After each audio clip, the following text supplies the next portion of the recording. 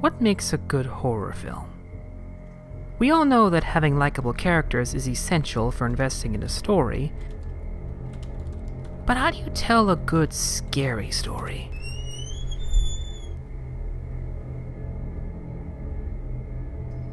Well, in my opinion, there are 4 essential elements one must follow. First, atmosphere is everything.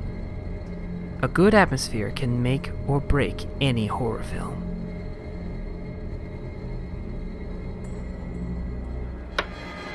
Second, what you don't see is often scarier than what you do see.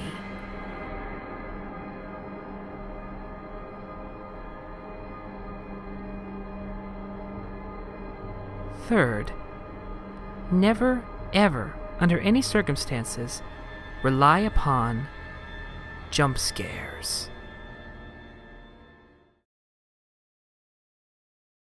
Unless said jump scare emanates from an actual threat.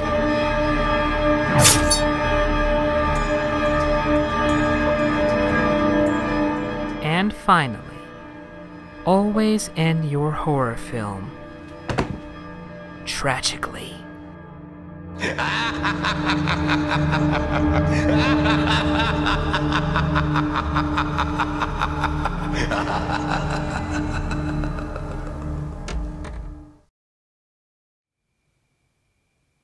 Yeah, I'm not surprised at how horrible it is either. That's really unfortunate when you stop to think about it. Horror movie sequels just have a bad history of being, well, horrible. And really, it's not necessarily the filmmaker's fault. Most of the really good horror films out there really only need to be done once. And sometimes Hollywood understands that. But most of the time, they don't. Because of course, the one thing they pay the most attention to is the money. And when a film makes a lot of money, no matter how much it didn't beg for a sequel, it's gonna get one. Take, for example, Paranormal Activity. That was a pretty good horror film. It was a neat idea, everyone involved in it did a very good job, but really, small funhouse gimmick horrors like this film only work once. And trying to do it more than once is just milking a property that you can't milk any more out of. But enough about that. Let's move on to the review. Back in 2012, a very talented filmmaker named Scott Derrickson, who some of you may recognize as the future director of Doctor Strange, made a little horror film called Sinister. And it was really good. Ethan Hawke plays a true crime writer who is investigating a series of mysterious murders. In every case, they had 2 things in common. The entire family was elaborately murdered, and one of the children was missing. As it turns out, Ethan Hawke has moved his family into the house where the last murder took place, believing it'll give his book a level of authenticity. Anyway, while he investigates the murders, he discovers something even more disturbing. That all the murders were perpetrated by a mysterious supernatural entity known only as Bagul, or roughly translated, the Boogeyman.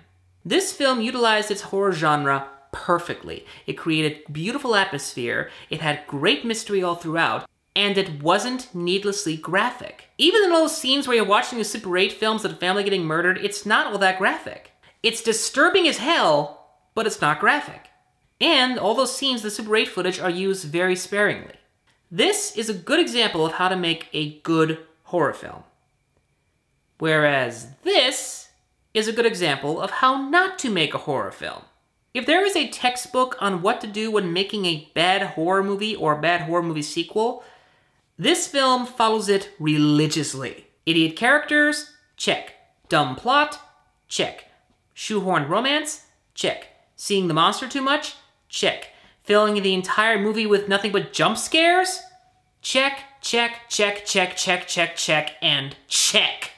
This is just another example of a movie that only has jump scares. And again, jump scares are not scary. They are annoying.